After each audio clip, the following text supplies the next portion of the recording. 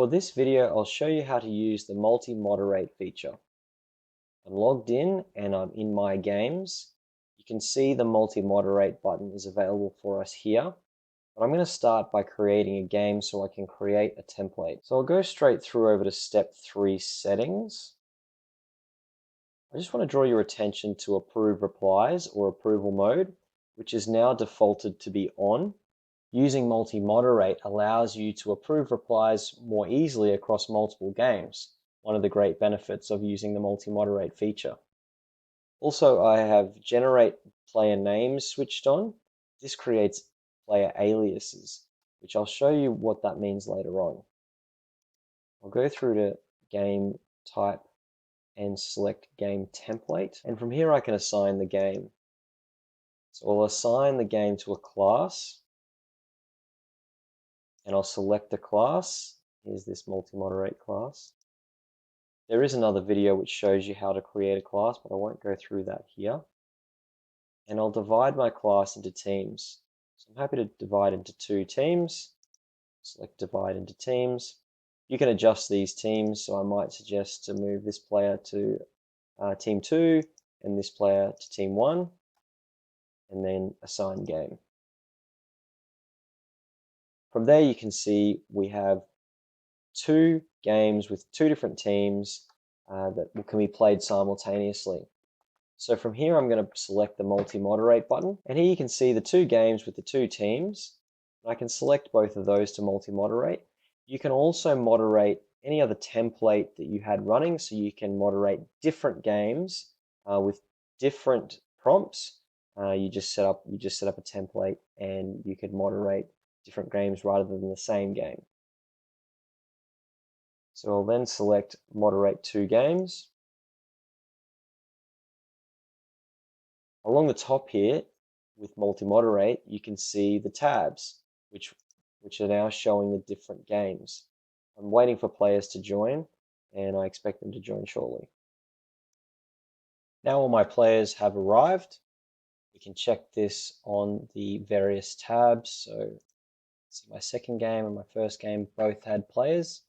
So I can start those games separately by pressing start game, or I can start them together. So I'll kick them off at the same time. Up the top here, you can see that in both games, they are being prompted. The players will be receiving the prompt, and then they can start writing once the game has commenced. While we're here, I'll show you a few things that are going on.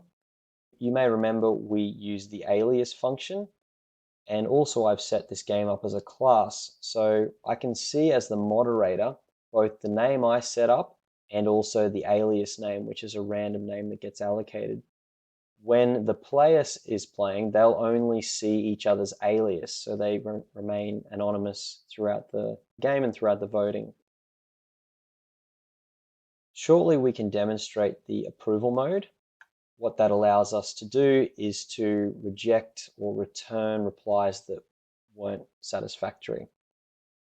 I can see a reply has come through here, and I'm not happy with that one, so I can make use of the return reply button.